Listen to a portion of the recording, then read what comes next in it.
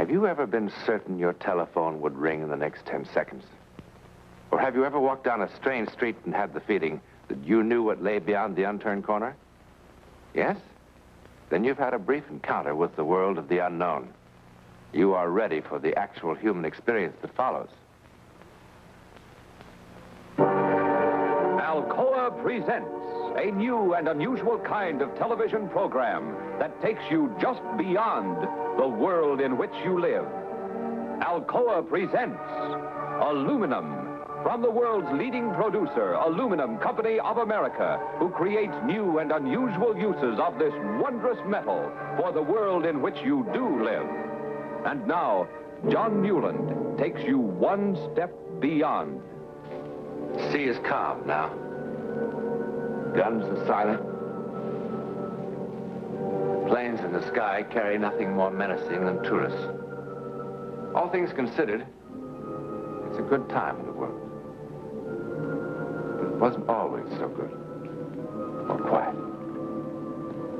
Not so very long ago, the sea was a battleground. The sky was filled with death. World War II. It hardly seems real to some of us now. Something consigned to history books. But there were things that happened that never made the history books because they were too incredible to be recorded. That is, except in the memories of the men involved. They remember and will certainly never forget.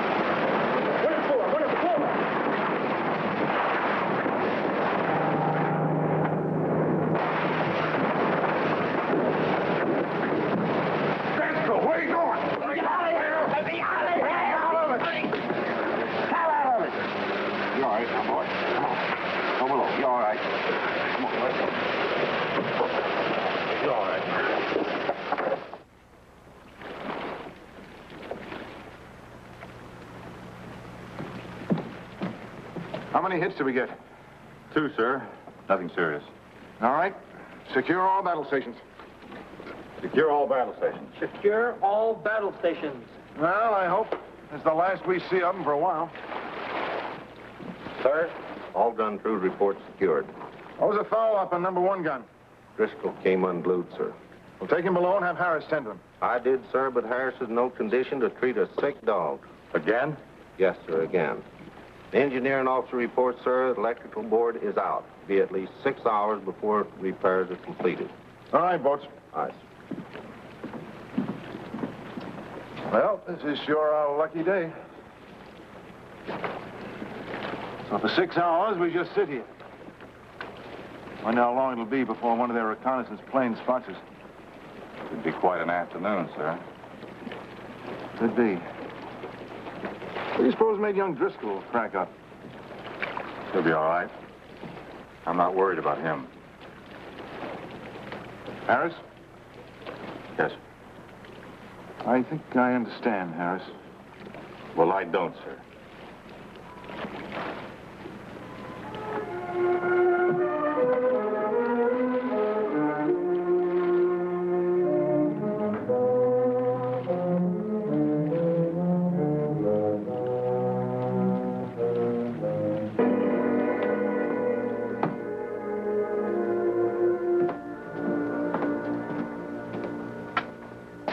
Harris, if I didn't think you'd poison the Pacific, I'd throw you overboard. Wouldn't that be against Navy regulations, sir? Knock it off and stand up. That's going to be a little bit of a problem. Knock it off and stand up!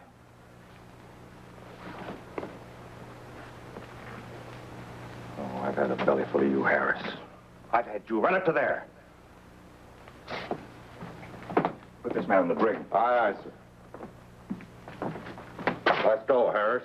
All right, gently. Let's go. Come on, brother, gently.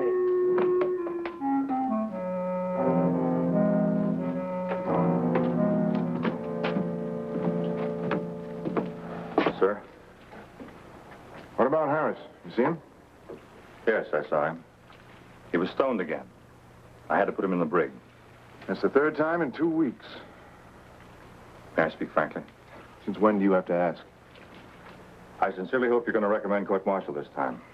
Harris's behavior is having a detrimental effect on the rest of the men. I know. But you see, Stacy, Harris is trying to... Will, we all have problems. Take over the watch, Mr. Stacy. Aye, sir. Keep your fingers crossed. 6 hours sitting here like a fat duck.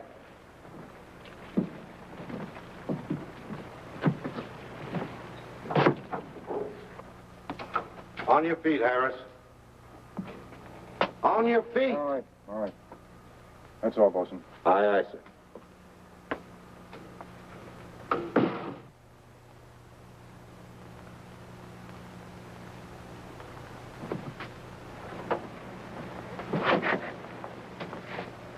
Harris, you're a pretty intelligent fellow.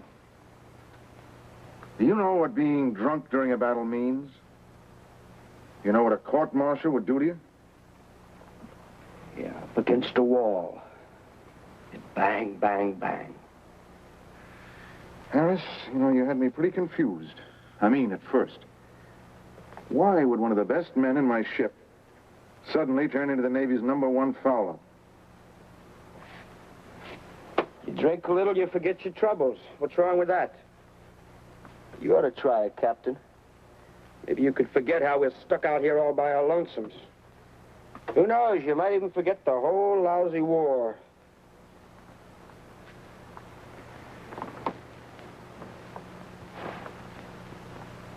Has the drink helped you forget your brother? Yeah, I found out about it a couple of days ago. What loudmouth slob?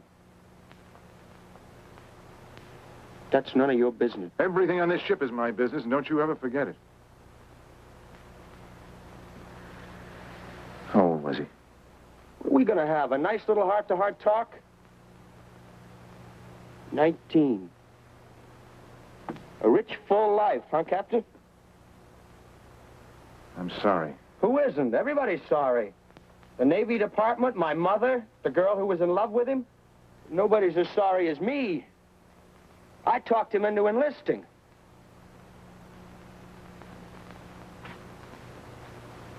You want to have a good laugh while we sit out here on the quiet Pacific? This kid brother of mine decided he wasn't going to fight.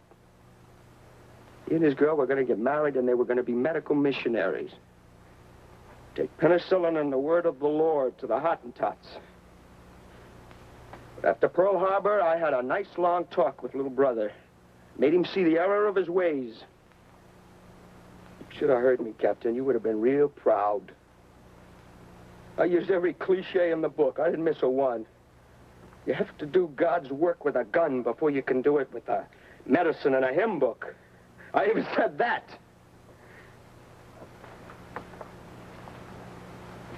Well, isn't that about true? Hey, Captain, you're not going to tell me my kid brother died for any noble cause. Come on, he died because a bomb exploded, period. End of report. You really think that's the end of it? I mean, for him. What else is there? You mean like up yonder? Who knows? I know. There's nothing. Nothing except what you can see and hear and touch, and you can quote me. This is real. This lousy ship, this stinking brig. You and that little gold braid. That's real.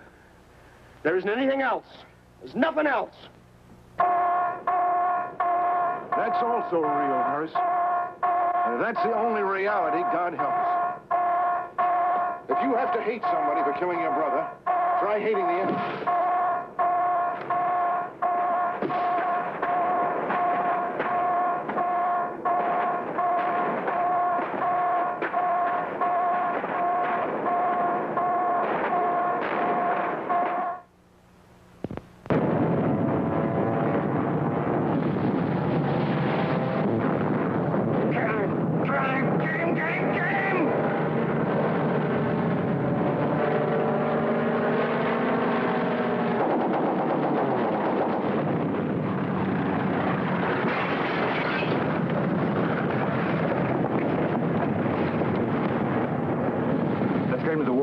And be very, very careful with him.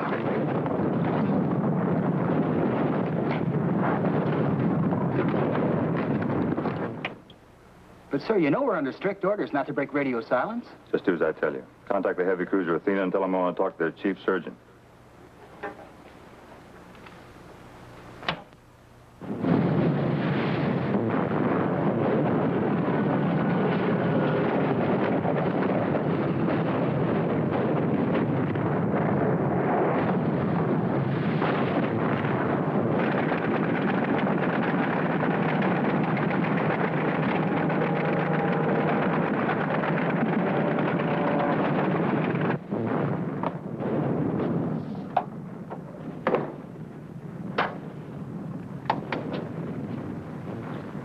This is Captain Madison speaking, Senior Medical Officer. Can I help you?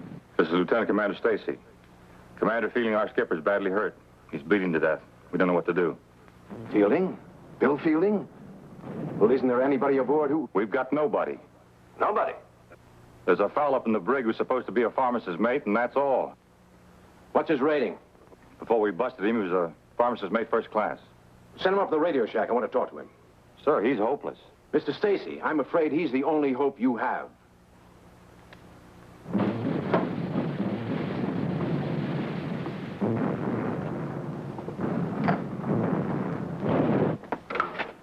On your feet, Harris. Welcome to my home away from home, Mr. Stacy. On your feet. You gonna throw me in the ocean like you promised? Move, Harris.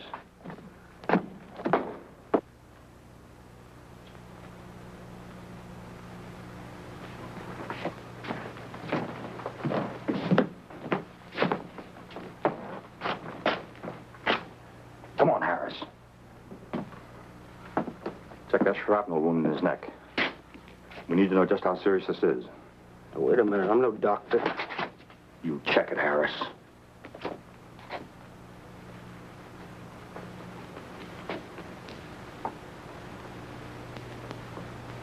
Wow.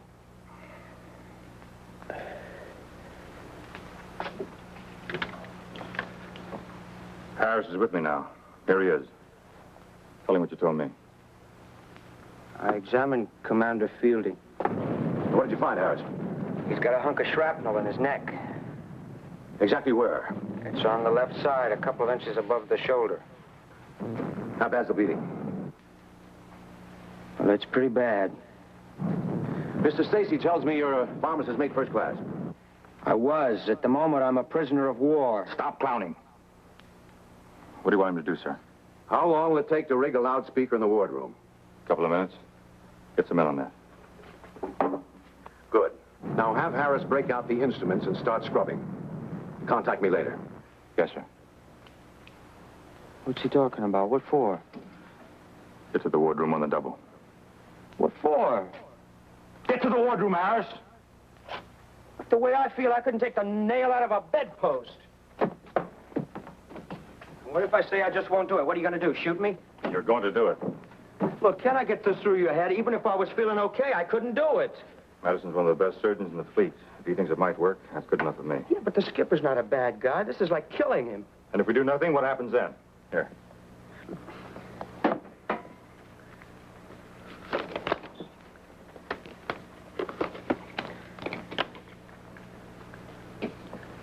We're ready, sir.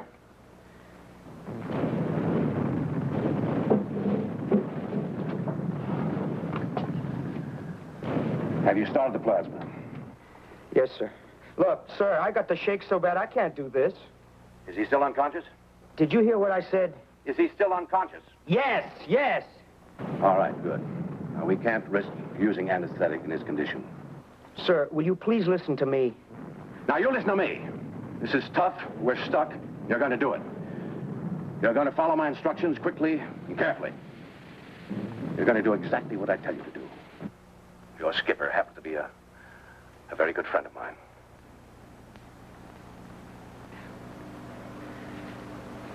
Okay, let's get on with it. Let's get the thing over with. All right, now. Get some Kelly hemostats from the tray. Yes, sir. Open the sterilizer and get those hemostats and put them in the alcohol.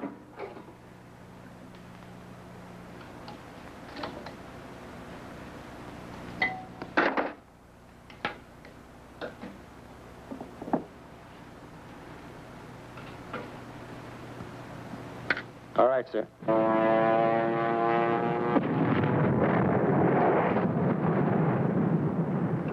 Now, swab down the wound with antiseptic and drape the area with sterile towels.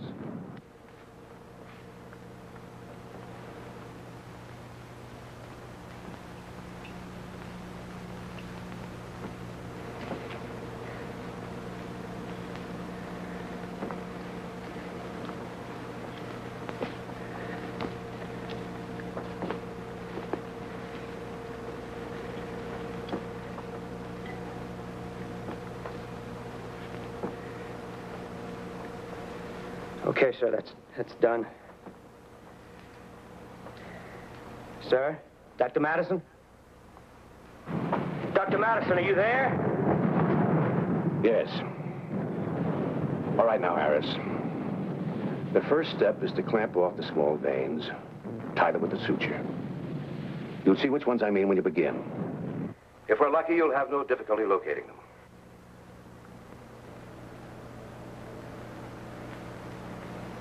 Put another hemostone in there.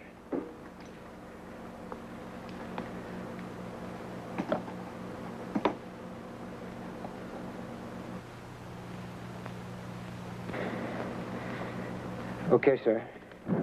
Now you should be able to locate the fragment of shrapnel by gently probing the area. Begin. You better find it.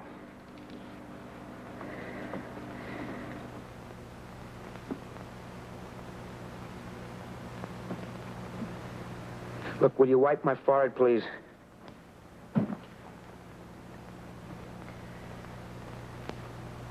Have you found the fragment? Yeah, I found it. What's the exact position? It's just left of the jugular vein. Almost touching it. I was afraid of that. Now listen closely, Harris. That's the critical point. You mustn't, under any circumstances, allow the jugular to be severed. Now, the edges of the shrapnel are undoubtedly jagged. It must be removed with extreme caution. Okay, okay. Now, don't get rattled, Harris. Yeah, that's easy to say. Just take it easy for a couple of seconds. Take a couple of deep breaths. Yeah, take a couple of deep breaths. What's that gonna do, huh? Harris? Okay, let's go. Let's get started. All right. The veins are tied? Yes, they're tied. Very well.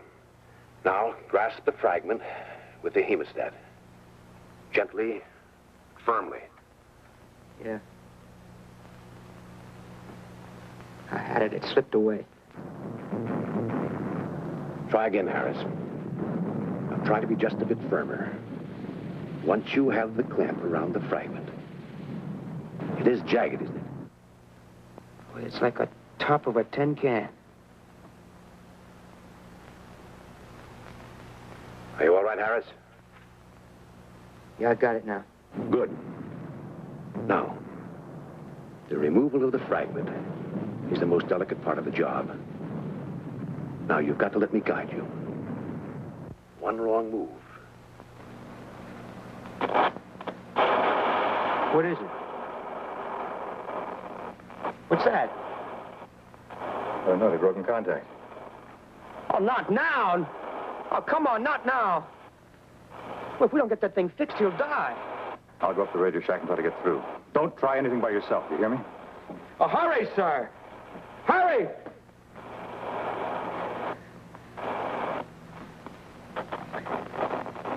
Oh. Oh, come on.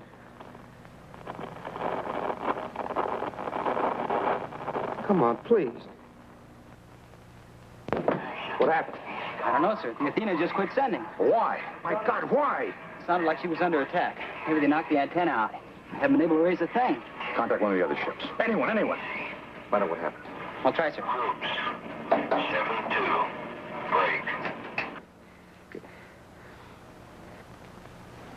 Oh. Dr. Madison, for God's sake. Come on, please.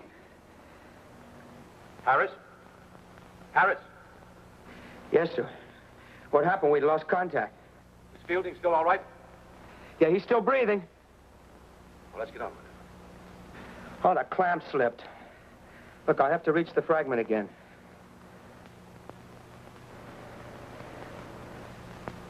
Okay, I got it. All right. Now begin to withdraw the shrapnel. Very slowly. Straight toward you. That's it.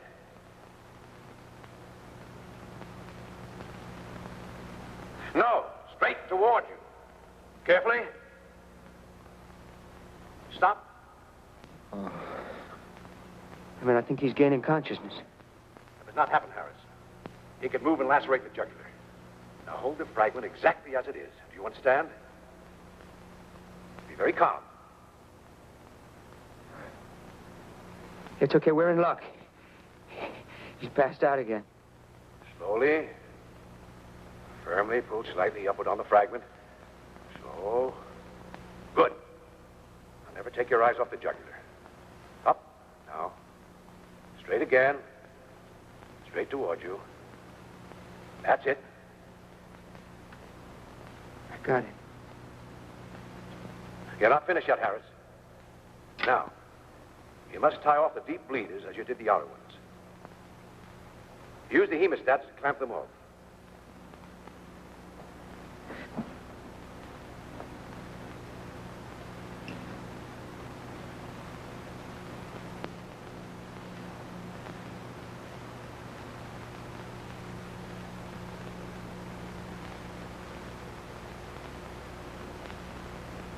Okay. Yes, sir. Well, what next? Dr. Madison, what kind of bandage do I put on? Harris. What next? Yeah. I told you not to go on without Madison. I didn't. What do you mean you didn't? He guided me every step of the way. I couldn't have done it without him. We contacted the Dayton. The Athena received 2 direct hits. One bomb caught the radio room. Killed everybody instantly. Everybody. What? It's impossible. I couldn't have done this without him. He guided me every step of the way. Harris, are you out of your mind? There couldn't have been a sound out of that loudspeaker. Dr. Madison was killed 10 minutes ago.